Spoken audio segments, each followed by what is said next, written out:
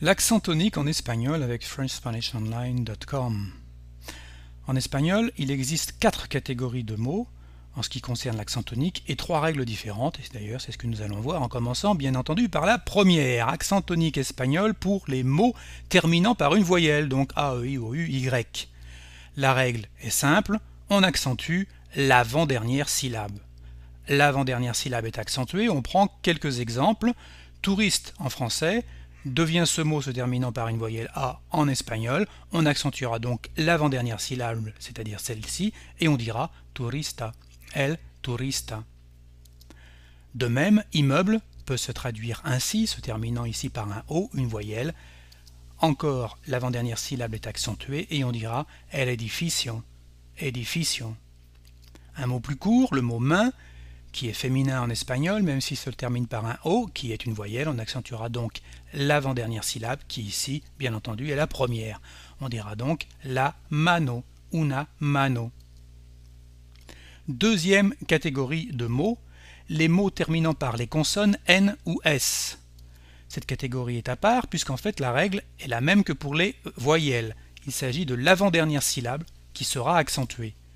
Prenons des exemples de mots qui se terminent par N ou par S. En espagnol, jeune se dit par exemple de cette façon, se termine par un N, on accentuera donc comme pour les voyelles l'avant-dernière syllabe et on dira joven, el joven.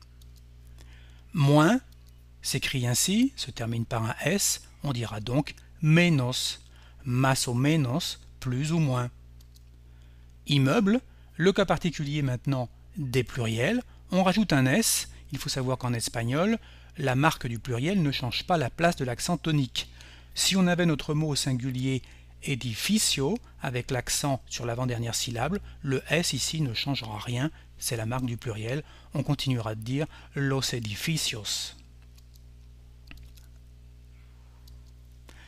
Troisième catégorie de mots maintenant, les mots terminant par une consonne, bien entendu, sauf N et S. La règle est cette fois-ci différente, c'est la dernière syllabe qui est accentuée.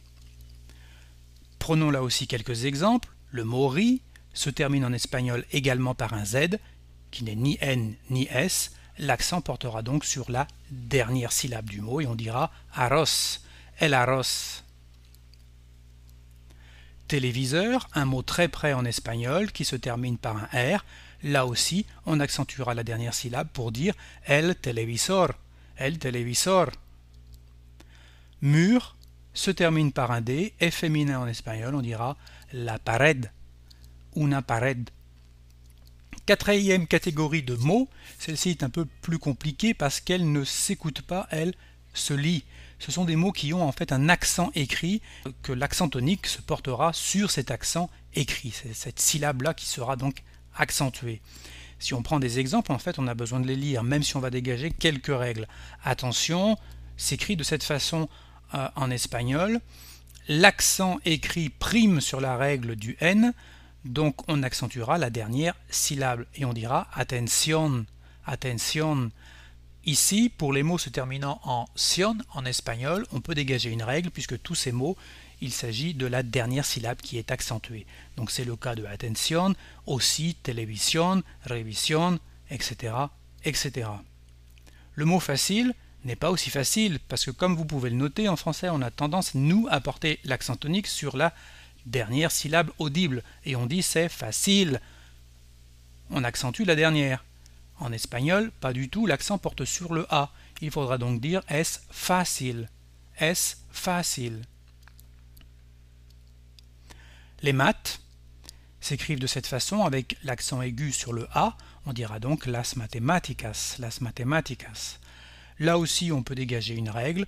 Tous les mots espagnols qui se terminent par ico ou ica, la forme féminine, ont leur accent sur la syllabe antépénultième, à savoir l'avant-avant-dernière syllabe, las matemáticas. Un autre exemple pour le cas particulier du pluriel, comme tout à l'heure, ici c'est un peu plus particulier parce que pour former le pluriel en espagnol, on a besoin de rajouter un E, puisque ça n'existe pas du NS. Les Espagnols n'aiment pas redoubler les consonnes quand il y a donc la marque du pluriel. Il rajoute donc un E, et cette fois-ci le mot qui tout à l'heure n'avait que 2 syllabes, se terminant par un N, et par conséquent suivait la règle de l'accent tonique sur l'avant-dernière syllabe, joven, maintenant possède 3 syllabes. Il ne suit plus la règle, mais on nous a dit tout à l'heure que la marque du pluriel ne changeait pas la place de l'accent tonique, mais cette fois-ci on a besoin de l'écrire pour montrer que cet accent est bien sur la première et que l'on dit los jóvenes, tout comme on disait pour le singulier joven. Le cas particulier également des noms et des prénoms. Bon, c'est vrai qu'en français on a tendance à prononcer ça un peu comme on a envie. En espagnol, non, l'accent tonique n'est jamais sur la dernière. Par exemple ici, on l'écrira avec des accents aigus sur le E et le O pour dire Héctor López, en portant l'accent tonique ici sur les premières syllabes, mais jamais sur les dernières, donc des noms et des prénoms en espagnol. Héctor López. Revisons ce que nous venons de voir. La première règle était l'avant-dernière syllabe est accentuée. Ça correspondait à 2 catégories de mots, les mots terminant par une voyelle, mais également les mots terminant par les consonnes N et S. La deuxième règle était la dernière syllabe est accentuée, et cette fois-ci concernait les mots qui se terminent par une consonne, qui n'est pas N ou S. Enfin, la syllabe accentuée est écrite, et là bien entendu on l'a compris, c'est là où est l'accent que se portera l'accent tonique. Avec ce tableau, vous devriez être capable de prononcer parfaitement l'espagnol. Está terminado. Muchas gracias por seguirme con ese video. Nos vemos. Hasta pronto. Avec FrenchSpanishOnline.com. C'est gratuit. À bientôt. Adios.